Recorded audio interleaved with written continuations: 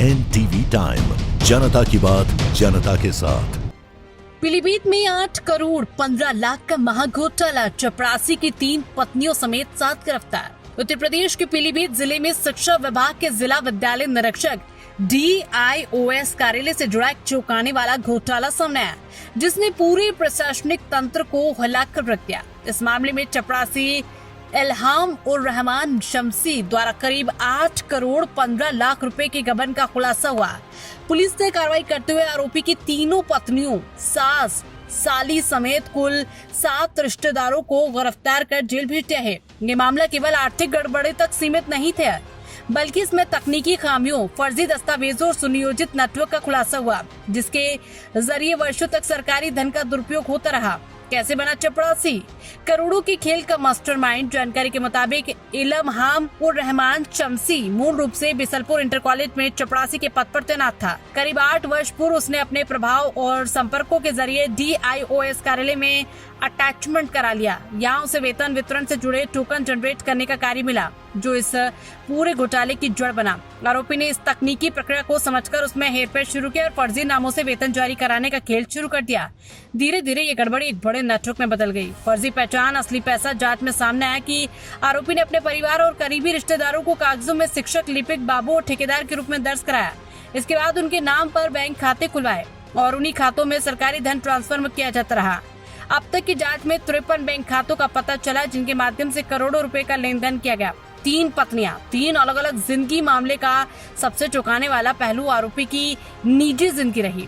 जांच में पता चला कि इल्हाम ने 3 शादियां की थी और तीनों पत्नियां एक दूसरे से पूरी तरह अनजान थी। अर्शी खातून पहली पत्नी, इसके खाते में करीबन 1 करोड़ 15 लाख रुपए ट्रांसफर किए गए। अजारा खान दूसरी पत्नी, निवासी अलीगढ़। पूछताछ में उसने बताया कि उसे अन्य शादियों की जानकारी नहीं थी। लुबना तीसरी पत्नी, निवासी संभल, इसे भी फर्जीवाड़े में शामिल पाया गया। रिश्तेदारों का पूरा नेटवर्क। पुलिस जांच में ये भी सामने आया कि आरोपी ने अकेले नहीं बल्कि पूरे पारिवारिक नेटवर्क के जरिए इस घोटाले को अंजाम दिया। गिरफ्तार लोगों में साली फातिमा, सास नाहिद तथा रिश्तेदार आफिया परवीन और आशकारा शामिल है। इन सभी के खातों का इस्तेमाल धन के ट्रांसफर और छिपाने के लिए किया गया था। 8 साल में 8 करोड़ 15 लाख की हेराफेरी। जांच एजेंसियों के अनुसार पिछले लगभग 8 वर्षों में आरोपी ने वेतन और अन्य मदों के नाम पर 8 करोड़ 15 लाख रुपए की हेराफेरी की। पुलिस ने त्वरित कार्रवाई करते हुए विभिन्न बैंक खातों में जमा करीब 5 करोड़ 50 लाख रुपए फ्रीज करा दिए, जबकि बाकी रकम के स्रोत और उपयोग की जानकारी जांच जारी है। बैंक अलर्ट से खुली परतें। इस बड़े घोटाले का खुलासा फरवरी 2026 में तब हुआ जब बैंक ऑफ बड़ौदा के एक शाखा प्रबंधक को एक संदिग्ध ट्रांजैक्शन पर संदेह हुआ। ट्रेजरी से एक निजी खाते से बड़ी रकम ट्रांसफर होने की सूचना जिला अधिकारी को दी गई। इसके बाद गठित जांच टीम ने मामले की पड़ताल शुरू की और धीरे धीरे पूरे घोटाले की परतें खुलती चली गयी। सिस्टम पर उठे सवाल। इस घटना ने सरकारी विभागों में वित्तीय निगरानी और तकनीकी सुरक्षा को लेकर गंभीर सवाल खड़े कर दिए हैं। एक चपरासी द्वारा इतने लंबे समय तक करोड़ों रुपए की हेराफेरी किया जाना प्रशासनिक लापरवाही की ओर इशारा करता है। फिलहाल पुलिस इस पूरे मामले में अन्य संभावित आरोपियों, संपत्तियों और नेटवर्क की गहन जांच कर रही है। आने वाले दिनों में इस घोटाले से जुड़े और भी बड़े खुलासे होने की संभावना जताई जा रही है। सर, एक बड़ा घोटाला हुआ था, DIOS ऑफिस में करोड़ों का गबन हुआ था, उसमें कुछ अभियुक्त गिरफ्तार किए गए हैं। क्या पूरा मामला है? कौन अभियुक्त गिरफ्तार हुए हैं?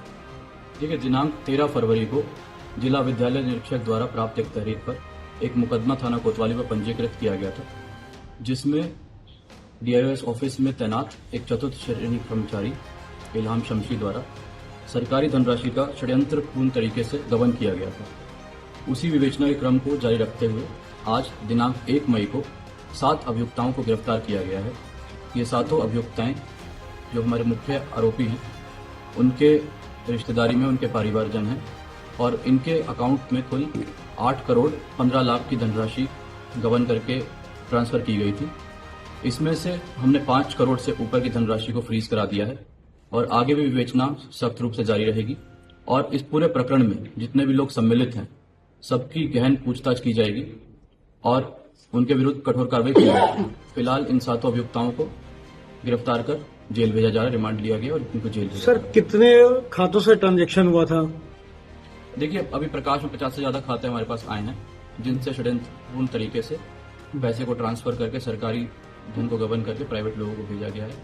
हमारे पुलिस अधीक्षक महोदय के कुशल निर्देशन में हमारी थाना पुलिस एवं अन्य टीमों द्वारा बहुत अच्छा एक विवेचनात्मक कार्रवाई की गई है, जिसके फलस्वरूप पूरी टीम को 25,000 रुपये धनराशि एवं